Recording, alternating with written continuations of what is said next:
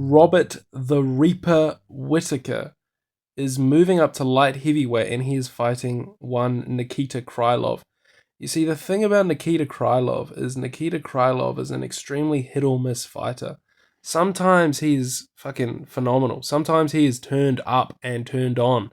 Pause. I mean, the knockout win he had against Bogdan Gustov is aging extremely well, considering Bogdan took Jan Blakovic, who is an extremely crafty vet, to a draw. But sometimes he's knocking guys out, other times he's getting knocked out by Dominic Reyes. Listen, Krylov is one of the most hit or miss fighters in the UFC light heavyweight division. One night I would favor him to beat Magomed Ankalaev. The other night I would favor him to lose to fucking Alonzo Minifield. But one thing is consistent, and that is Robert Whittaker. Robert Whittaker is one of the most pound for pound skillful fighters in MMA history. The only thing he's really missing is a chin and punching power. But if he goes up to light heavyweight without the weight cut required to get down to 185 pounds, I believe Robert Whittaker can do what is necessary to pull off a victory against Krylov. Look, we saw what Paulo Costa did when he moved up to 205. When Paulo Costa moved up to the light heavyweight division, he did bad things to an undefeated Mirzakhanov. And guess who beat Paulo Costa? Now look, I know we're doing MMA math here, and MMA math doesn't always work. Just look at what Justin Gaethje did to Ilia Topuria. But I truly do believe that Whittaker can go, show a bit of that lighter man skill, and dance around on the outside against Krylov. And I think he can land a shot. Now listen, do I think Whittaker is going to knock Krylov out? That's, to be honest with you, that seems unlikely at the minute. Whittaker's probably not going to gain that much punching power if he moves up. But I do think he has the skills to outmatch him on the feet and even out-wrestle him. Whittaker's not the biggest guy. He's not the tallest bloke. And he was never the biggest middleweight. But he does fill in well. He's got dense bones, pause. He's got big muscles, pause. He's very strong, pause.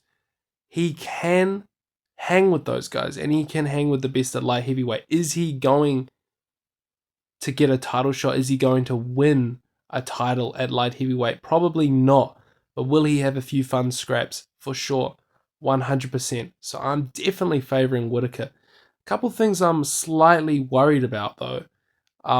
Guys like Luke Rockhold have moved up to the light heavyweight division in the past and have got absolutely decimated. Whittaker's chin is a bit questionable. Sometimes he's taken big shots. Other times he's getting dropped. I think the Adesanya fight was very telling. Was very telling indeed for his chin. Before that fight, he took a lot of damage against Yoel Romero, and so he's had some wars in the UFC, and he's certainly been dropped in most of his fights of late. But you look at the recent performances and you look at the recent strength of schedule. Look, he almost knocked out Reina de Ridder. If it wasn't for the glove grabs, I believe he would have won that fight. He almost knocked out essentially a 205-pound guy in de Ridder. So I think if he can bulk up well enough, I've seen him looking big and beefy at CKB. If he can bulk up big enough, he can do bad things to Nikita Krylov. And this is a fucking banger match. This is a big fight. And it's getting overshadowed, obviously, by the McGregor hype, the Paddy Pimblett hype, and the overall hype of a UFC International Fight Week UFC card. But it's a very interesting one, and I think Whittaker can do some interesting things at light heavyweight, and I think we might even see him versus Paulo Costa too. The rematch at light heavyweight, and how interesting would it be if the two were to face off for an interim belt, two former middleweights fighting it out for light heavyweight gold? Let me know what you guys think in the comments. Look, call me the Whittaker Glazer of 2026. The Whittaker title run starts now. Alright, maybe I'm being a little bit delusional, but there's certainly some interesting things. You certainly can't deny the 1-2 high kick, the oblique kicks, the jab, the cross, the body kicks. There's a lot of stuff. The takedown, I mean, Nikita Krylov, this is going to be contested on the feet, but there's always the takedown threat. Whittaker is very good at wrestling. So there's a lot of stuff that Krylov needs to worry about. And Krylov really just does basic stuff. He does basic boxing and he does basic grappling. He doesn't really do anything particularly special. And he's been knocked out before. Do I think Whittaker's going to knock him out? No, but I think Whittaker can do a lot of damage. And I think we're going to see a Whittaker schooling.